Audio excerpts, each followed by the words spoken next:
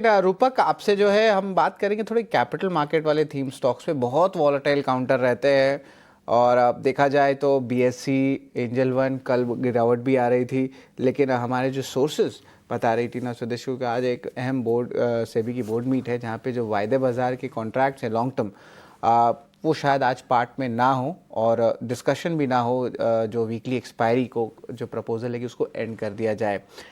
Trading community क्या बात करी, ये आपसे पहले एक सवाल पूछना चाहता हूँ कि उनका क्या एक्सपेक्टेशंस है सेबी के बोर्ड मीट से आज से, कि दोनों साइड स्टोरी होती है। तो आपसे बस वही जानना चाहते हैं कि ट्रेडिंग कम्युनिटी में क्या बातचीत चल रही है सेबी बोर्ड मीट में। उसके बाद हम कैपिटल मार्केट थीम स्टॉक्स पे जो है वो भी आपसे चर्चा करेंगे कि कहीं पे अट्रैक्टिवनेस या रिस्क रिवॉर्ड रेशियो बन रहा है शॉर्ट टर्म बेसिस पे, पर फिर भी। तो ज़रा बताएं रूपक। तो मुझे लगता है कि एक्सपेक्टेशन ऐसा ही रहेगा कि जो रिटेल का जो साइड है वो प्रोटेक्टेड रहे। एट द सेम टाइम जो वॉल्यूम्स जो हो रहा है एक्सचेंज में, बीएससी एनएससी में, वो भी बरकरार रहे। बेसिक एक्सपेक्टेशन वही है। और जैसे कि सुबह न्यूज में भी दिखा रहा था, ऐसा कोई कुछ नहीं है कि वीकली एक्सपायरी बंद होने वाला है, ऐसा कुछ रूमर जो है वो खाली रूमर्स ही है, सच नहीं है। तो ऐसा ही एक्सपेक्टेशन है हमारा।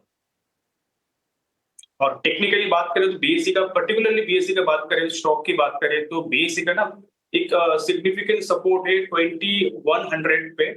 2100 सपोर्ट के पास ही है। 2100 नहीं टूटा डिसाइसिवली तो फिर एक पुल बैक दिख सकता है स्टॉक में, जो कि स्टॉक को 2600 तक लेके जा सकता है वेरी शॉर्ट टर्म में। बट 2100 के नीचे रियल वीकनेस चालू होगा। देख अच्छे सपोर्ट लेवल पे बीएससी है, रिकवरी भी आ सकता है, आप कह सकते हैं at least start of the trade में।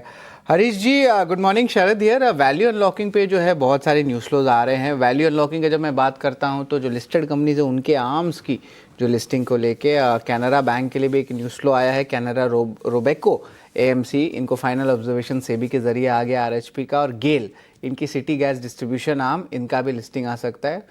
5 से 7 गेल का साइज इतना बड़ा है कि सिर्फ 5 से 7% रेवेन्यू जो है उनके सिटी गैस डिस्ट्रीब्यूशन आर्म में देखने मिलता है। लेकिन कैनरा बैंक, गेल, वैल्यू अनलॉकिंग है। चार्ट सेटअप क्या अच्छा लग रहा है आपको? कैनरा बैंक का अच्छा लग रहा है या गेल का अच्छा लग रहा है? हमने ऑफकोर्स ब्रोकिंग कम्युनिटी की अपग्रेड्स भी 2-3 दिन से हम देख रहे हैं और गेल ऑलमोस्ट डेज हाई पे कल बंद हुआ था, 3% ऊपर है। बट लगता है कि थोड़ी री रेटिंग फंडामेंटली जो है 2-3 न्यूज़ फ्लोज भी आ रहे हैं और आने भी वाले हैं 2-3 हफ्ते में। ज़रा बताएं गेल और कैनरा बैंक दोनों में जो है कौन सा अट्रैक्टिव ज़्यादा लग रहा है? हरीश।